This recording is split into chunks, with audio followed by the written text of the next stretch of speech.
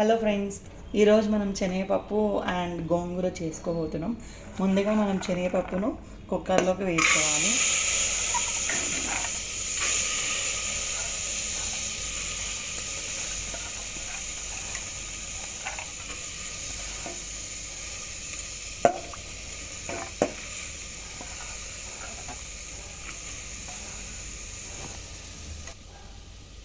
ఓకేనా?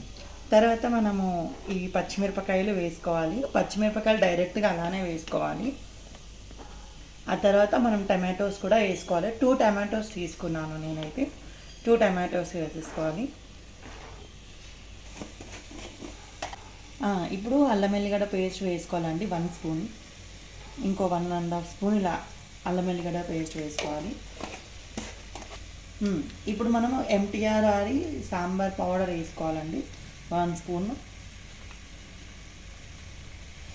ఆ తర్వాత కొద్దిగా పసుపు వేసుకోవాలి, హాఫ్ స్పూన్ పసుపు వేసుకోవాలి. హాఫ్ స్పూన్ పసుపు వేసుకోవాలండి.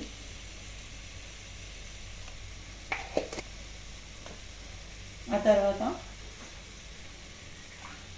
ఈ కర్రీలోకి కావాల్సిన గోంగూర అండి, ఇది గోంగూర వేసేసుకోవాలి.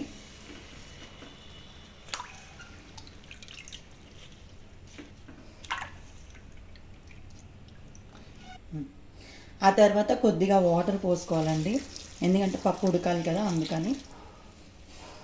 ఇంకొకటి మనం ఇక్కడ గమనించాల్సిన విషయం ఏంటంటే మనం ఉప్పు వేసుకోవట్లేదు, ఉప్పు తర్వాత వేసుకోవాలండి ఉడికిన తర్వాత. ఓకే అండి, ఇప్పుడు మనం కుక్కర్ లిడ్ పెట్టేసుకుంటున్నాము. 5 సీటీలు వచ్చేంత వరకు పెట్టాలండి. 5 సీటీలు వచ్చిన తర్వాత దీన్ని తీసుకుందాం. ఓకే ఫ్రెండ్స్, ఇప్పుడైతే 5 విజిల్స్ అయిపోయాయి కదా, ఒకసారి ఎలా ఉడికిందో చూసుకుందాం ఫ్రెండ్స్. చూడండి ఫ్రెండ్స్, వావ్ ఎంత బాగా ఉడికిందో చూడండి ఫ్రెండ్స్. ఇప్పుడు దీన్ని మనము పప్పు గుత్తితో తీసుకుందాం. సో మనం ఇలా రుబ్బుకుందాం ఫ్రెండ్స్, చాలా మెత్తగా మంచిగా ఇలా రుబ్బుకోవాలి. ఈ విధంగా రుబ్బేసుకోవాలి ఫ్రెండ్స్, ఓకేనా? ఇలా మెత్తగా రుబ్బేసుకున్న తర్వాత ఇప్పుడు మనం దీనికి పోపు కావాల్సినవి సిద్ధం చేసుకుందాం ఫ్రెండ్స్. ఇందులో మనం ఉప్పు వేసుకోలేదు కదండి, ఇప్పుడు ఉప్పు వేసుకుంటాం. 1.5 స్పూన్ ఉప్పు వేసుకోవాలి. 1.5 స్పూన్ ఉప్పు వేసేసుకోవాలి. తర్వాత బాగా కలుపుకోవాలి.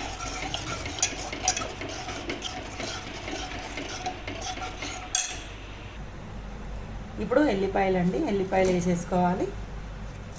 ఆ తర్వాత 1 స్పూన్ జీరా అండి పర్ పోపు. ఇప్పుడు వీటిని దంచుకోవాలి. ఇలా దంచుకోవాలండి, ఇలా కచ్చా పచ్చగా దంచుకోవాలి. ఇప్పుడు మనం పోపు సిద్ధం చేసుకుందాం. ఓకే అండి, ఆయిల్ అండి, ఇప్పుడు పోపుకి సంబంధించిన ఆయిల్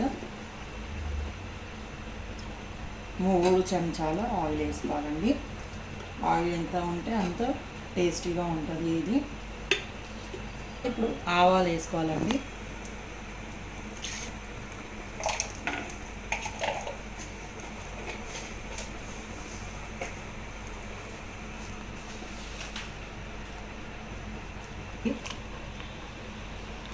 ఇప్పుడు ఇందాక కచ్చా పచ్చాగా దంచుకున్నాం కదండి, వెల్లుల్లి అండ్ జీరా, అది వేసుకోవాలి.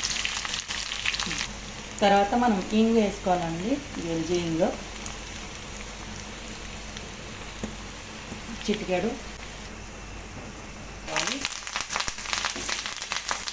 పసుపు వేసుకోవాలండి, ఇది చిటికెడు పసుపు.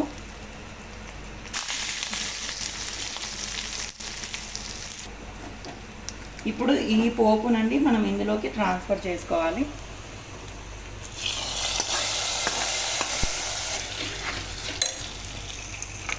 చూసారా ఎంత బాగా వచ్చేసిందో అండి. ఇలా మంచిగా కలపెట్టుకోవాలండి. ఇంతేనండి, చాలా ఈజీ. కొంటి కూర చాలా ఈజీ అండి. ఇంతేనండి, ఈ శనగపప్పు అండ్ గోంగూర అయిపోయింది, రెడీ అయిపోయింది. ఈ వీడియో కానీ మీకు నచ్చినట్టయితే please subscribe, like and share అండి. Sanjana vlogs. Thank you so much.